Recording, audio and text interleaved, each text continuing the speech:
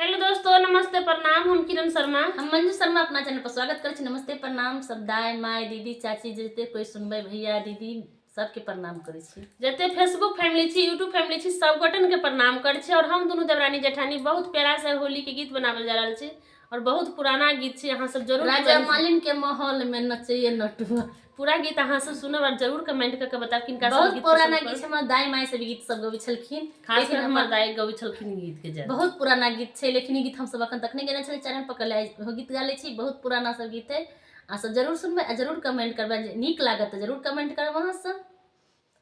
कहाँ